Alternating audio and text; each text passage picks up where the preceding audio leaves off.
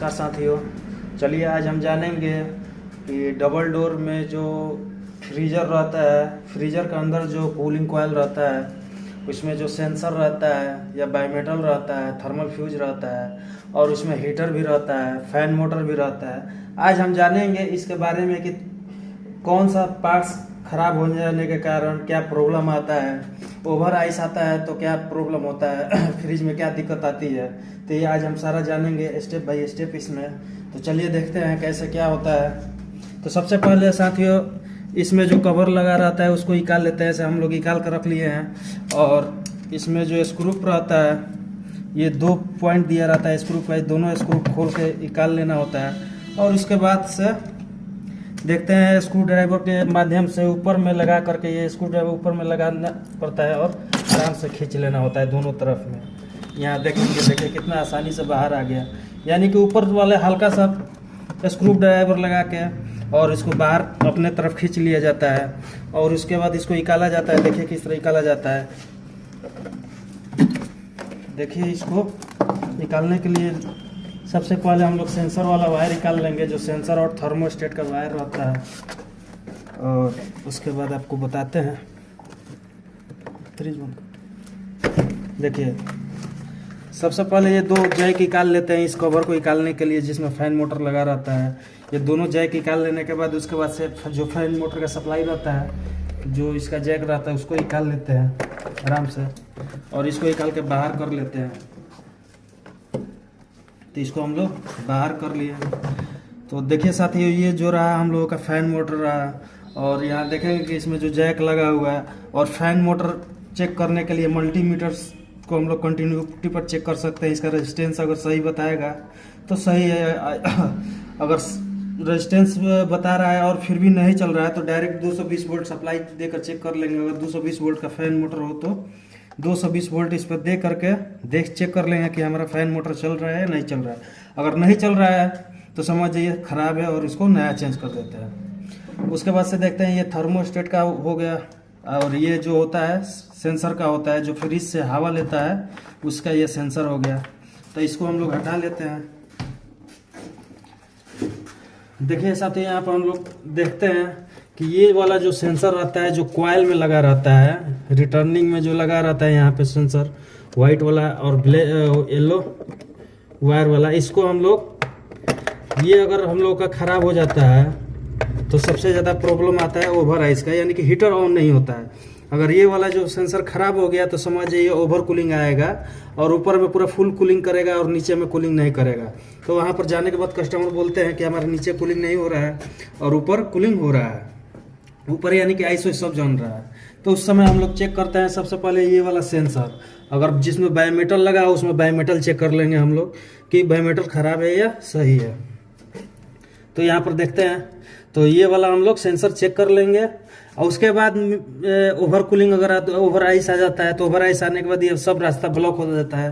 तो यहाँ देखेंगे ये फैन का ये जो यहाँ से गैप दिया हुआ है, इसी रास्ता के माध्यम से हम लोग देखेंगे कि नीचे में एयर जाता है तो नीचे कूलिंग करता है।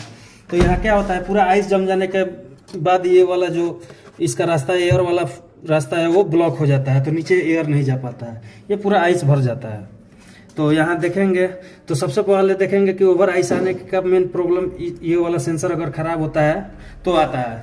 या तो हम लोगों का जो हीटर होता है, अगर हीटर ख़राब हो जाता है तो भी प्रॉब्लम आता है ओवर आइस का। तो हीटर हम लोग चेक कर लेंगे, जो ये हीटर वाला जो वायर है इसको हम लोग चेक कर लेंगे, या तो हीटर निकाल लेंगे इसको। तो हम लोग हीटर का जैक निकाल करके कंटिन्यूटी चेक कर लेंगे इसका कि सही है या ख़राब है हम लोग का। तो यहाँ देखिए जैक निकाल लेते हैं आराम से।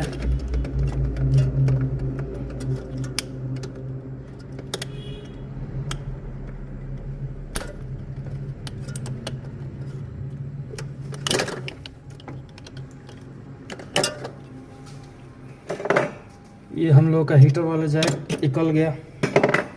तो साथ ही ये देखेंगे कि ये हम लोग का जो है हीटर का वायर है और ये थर्मल फ्यूज लगा हुआ है। तो अगर थर्मल फ्यूज ख़राब हो जाता है तो हम लोग का कंप्रेसर चालू नहीं होगा और फ्रिज ठंडा करना बंद कर देता है। देखेंगे तो इस मॉडल में, ये सैमसंग का मॉडल है और इसमें 2 थर्मल फ्यूज दिया हुआ है। एक इसमें दिया हुआ है, यानी कि न्यूट्रल और फेस दोनों में दिया हुआ है थर्मल फ्यूज। तो कोई भी अगर थर्मल फ्यूज खराब हो जाता है तो इसको भी हम लोग कंटिन्यूटी से चेक कर सकते हैं। तो कंटिन्यूटी मीटर देख, तो यहाँ हम लोग दोनों थर्मल फ्यूज चेक कर लेंगे अगर फ्रिज हम लोग का ठंडा नहीं कर रहा है तो। और हम बता रहे थे कौन सा ओवर अगर आइस आता है तो क्या क्या प्रॉब्लम हो सकता है। तो हम लोग का मेन 2 चीज़ चेक करना है। सेंसर खराब होता है, अगर आपका ये वाला हीटर अगर सही है तो आँख मूंद के ये वाला सेंसर चेंज कर दीजिए और आपका फ्रिज जहाँ भी दिक्कत हो वो सही हो जाता है। या कोई भी फ्रिज हो, हर किसी में सेंसर इस समय आ गया है जिसमें किट पीसीबी दिया हुआ है। तो हम लोग देखेंगे मीटर के माध्यम से हम लोग चेक कर लेंगे कि हम लोगों का सही है या खराब है।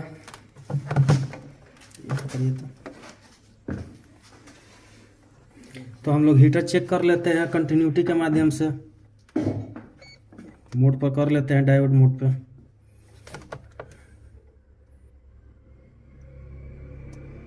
देखिए यहाँ पे मीटर शो कर रहा है, यानी कि हम लोग का जो हीटर है वो सही है।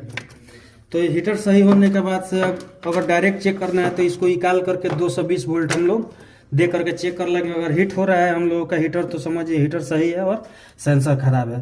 तो मेन सबसे ज़्यादा फ्रिज में, कोई भी फ्रिज में डबल डोर में प्रॉब्लम आता है ओवर आइस का। जहाँ भी ओवर आइस आए वहाँ आप लोग सेंसर चेंज कर दीजिए और आपका सेट सही हो जाता है, हीटर अगर सही हो तो। अगर हीटर खराब है तो फिर हीटर को चेंज करना पड़ता है। बहुत बार होता है कि ये जो हीटर रहता है अंदर, हीटर देखो,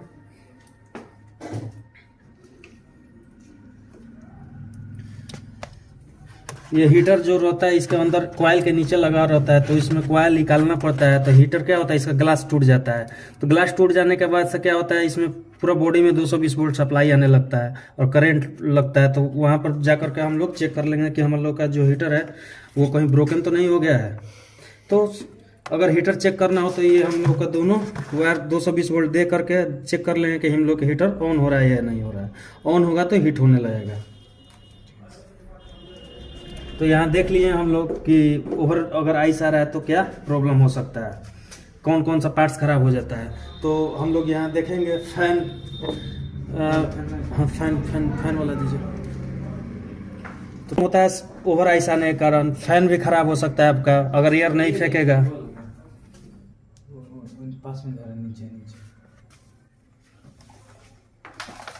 तो यहाँ देखेंगे हम, अगर ये फैन भी हम लोगों का खराब हो जाता है तो क्या होता है, हवा एयर नहीं फेंक पाता है तो इसमें आइस जम जाता है। तो ओवर कूलिंग हो करके नीचे ठंडा बिल्कुल करना बंद कर देता है। तो उस समय हम लोग फैन मोटर चेंज कर सकते हैं। और हम लोग का सेंसर चेक कर लेना है और हीटर चेक कर लेना है। यही 3 से 4 प्रॉब्लम आता है और उसको अगर हम लोग जो भी सामान खराब हो चेंज कर देते हैं, सही हो जाता है। तो साथियों आज हम लोग देखें कि ओवर आइस आने पर क्या क्या प्रॉब्लम हो सकता है। तो हमको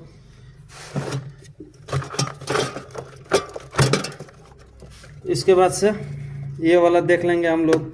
ये तो थर्मोस्टेट का होता है और ये एक सेंसर होता है। तो ये सेंसर बहुत कम खराब होता है, जो कि जिसमें फैन लगा होता है इसके अंदर यहाँ दिया रहता है। ये वाला जो पॉइंट हो गया यहाँ पर ये सेंसर लगा रहता है। तो ये बहुत कम खराब होता है। जो अंदर से एयर फेंकता है, खींचता है यहाँ से और खींच के जो बाहर फेंकता है इसके माध्यम से। तो यहाँ से जो सेंसर जो लगता है वो यहाँ पर देखेंगे कि यहाँ से जो हवा फेंकता है और हवा जो फेंकता है इसी के माध्यम से बाहर यहाँ से निकलता है, तो वो उसी को सेंस करता है। तो चलिए साथियों आज हम यही ये वाला टॉपिक यहीं समाप्त करते हैं और आगे देखेंगे इसके बाद कि और क्या क्या प्रॉब्लम हो सकता है अगले वीडियो में।